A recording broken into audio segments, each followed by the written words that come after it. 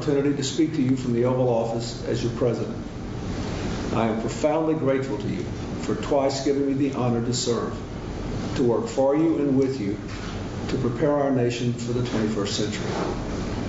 And I'm grateful to Vice President Gore, to my cabinet secretaries, and to all those who have served with me for the last 8 years.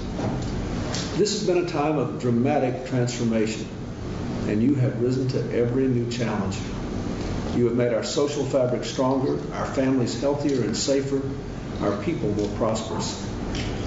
You, the American people, have made our passage into the global information age an era of great American renewal.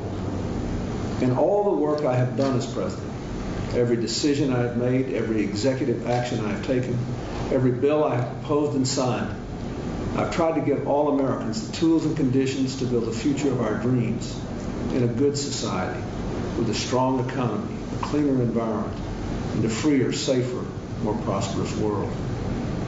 I have steered my course by our enduring values: opportunity for all, responsibility from all, a community of all Americans. I have sought to give America a new kind of government, smaller, more modern, more effective, full of ideas and policies appropriate to this new time, always putting people first, always focusing on the future. Working together, America has done well. Our economy is breaking records with more than 22 million new jobs, the lowest unemployment in 30 years, the highest home ownership ever, the longest expansion in history. Our families and communities are stronger. 35 million Americans have used the family leave law. 8 million have moved off welfare. Crime is at a 25-year low. Over 10 million Americans receive more college aid, and more people than ever are going to college. Our schools are better. Higher standards, greater accountability, and larger investments have brought higher test scores and higher graduation rates. More than 3 million children have health insurance now, and more than 7 million Americans have been lifted out of poverty. Incomes are rising across the board. Our air and water are cleaner. Our food and drinking water are safer. And more of our precious land has been preserved in the continental United States than at any time in 100 years. America has been a force for peace and prosperity in every corner of the globe. I'm very grateful to be able to turn over the reins of leadership to a new president, with America in such a strong position to meet the challenges of the future.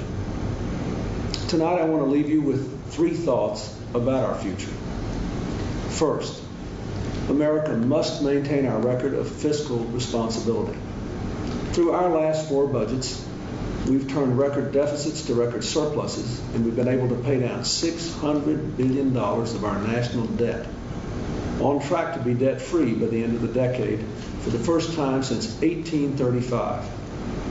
Staying on that course will bring lower interest rates, greater prosperity, and the opportunity to meet our big challenges.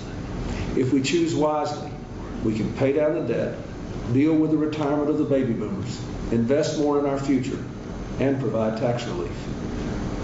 Second, because the world is more connected every day in every way, America's security and prosperity require us to continue to lead in the world. At this remarkable moment in history, more people live in freedom than ever before. Our alliances are stronger than ever. People all around the world look to America to be a force for peace and prosperity, freedom and security. The global economy is giving more of our own people and billions around the world the chance to work and live and raise their families with dignity.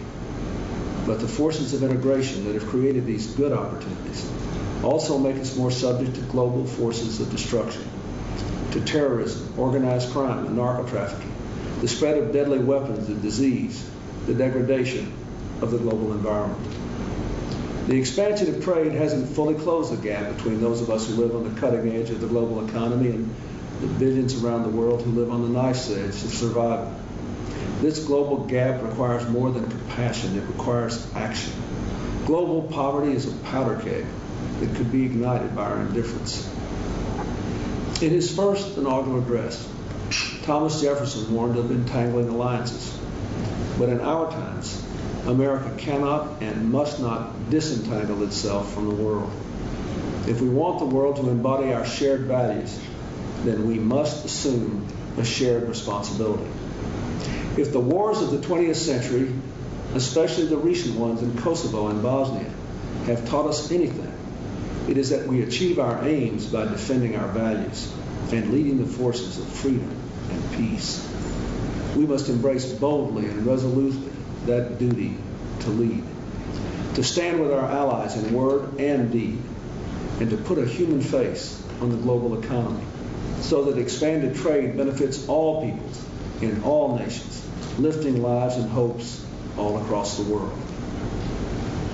Third, we must remember that America cannot lead in the world unless here at home we weave the threads of our coat of many colors into the fabric of one America.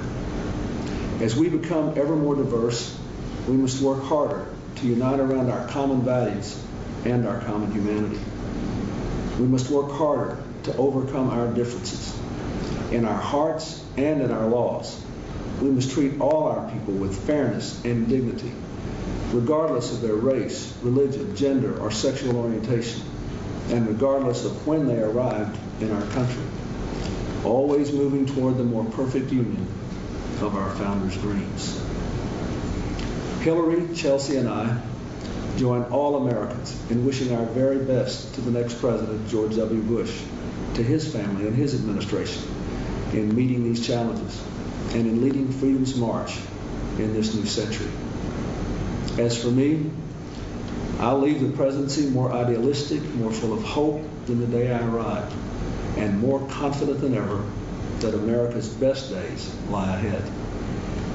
My days in this office are nearly through, but my days of service, I hope, are not.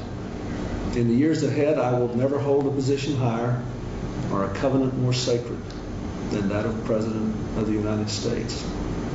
But there is no title I will wear more proudly than that of citizen. Thank you. God bless you, and God bless.